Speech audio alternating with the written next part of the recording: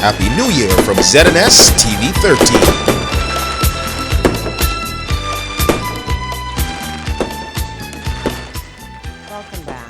A Grand Bahama man is detained in hospital following an early morning traffic accident.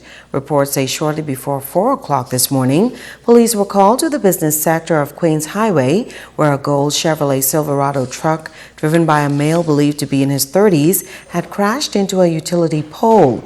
The driver of the truck was reportedly heading east on Queens Highway when he allegedly made an attempt to overtake several vehicles and ran off the road, hitting a number of business establishment signs, then crashed into a pole. When police arrived at the scene, the male driver was unresponsive for a while. He was transported to the Rand Memorial Hospital by ambulance for medical attention.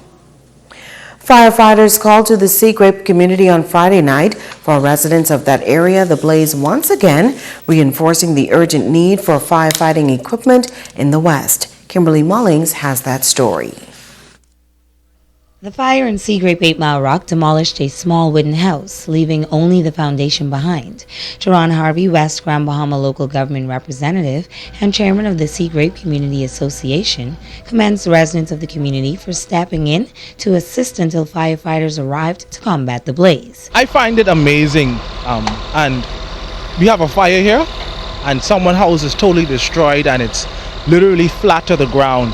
And if it wasn't for the community, the concerned residents of the Sea Grape community who were throwing water, getting buckets and hoses and hosing out and trying to extinguish the fire, we would have had about 2 to 3 homes being totally destroyed. Harvey says the time has come for 8 Mile Rock to prevail for the mere fact that it is the largest settlement in the nation.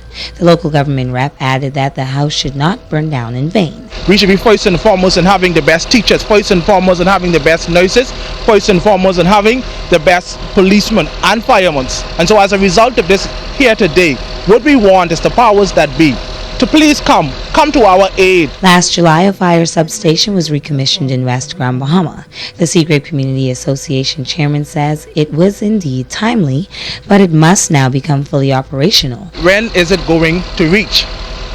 If it's on the way, when is it going to reach? And if you have 2 trucks, you need to divide that somehow and put one in 8 West Grand Bahama, the largest community, the largest settlement in the Bahamas.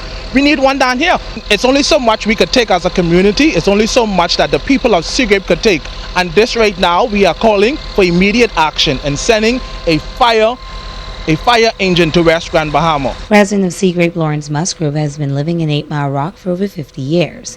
He says the powers that be must live up to the promise of posting firefighting equipment in that settlement. A few months ago, the Prime Minister and the Deputy Prime Minister, they said to work that they had 2 fire engines in 8 Mile Rock.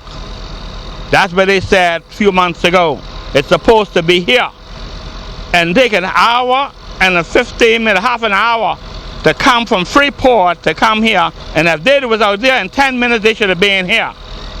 So why it got to be in Freeport for everything? And we getting fed up and tired of all talk and no action. There was no loss of life in this house fire, and investigations are ongoing. Kimberly Mullings, ZNS Network News. A 28-year-old Freeport man was arrested following a foiled armed robbery on West Atlantic Drive around 2 o'clock Saturday morning. Police tell us that the man was wearing a ski mask and was armed with a shotgun when he entered a business establishment on West Atlantic Drive, held up and robbed the patrons of cash and other personal items. The suspect was eventually disarmed and detained by the owner and patrons of the establishment and handed over to police. He is expected to be charged before the court. Police are investigating this matter. Meanwhile, 7 Cuban migrants rescued from Anguilla Key. The 5 males and 2 females claim that they left Cuba on December 23rd for the United States, but the boat they were on encountered problems and eventually sank just off Anguilla Key. Now reports say the migrants were spotted on the key by persons on board a passing sailboat. They in turn notified the crew on board the Defense Force vessel, the HMBS Arthur Hanna, who were on patrol in the area on Wednesday around noon. The 7 migrants were then ferried to the Defense Force vessel and brought to Grand Bahama for processing. One of the migrants in that group was previously intercepted at sea by the U.S. Coast Guard back in December. Don't go away, sports is up next.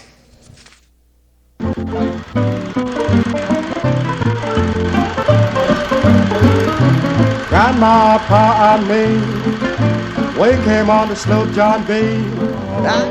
When this struggle started, up to 1967, little bit of information for you.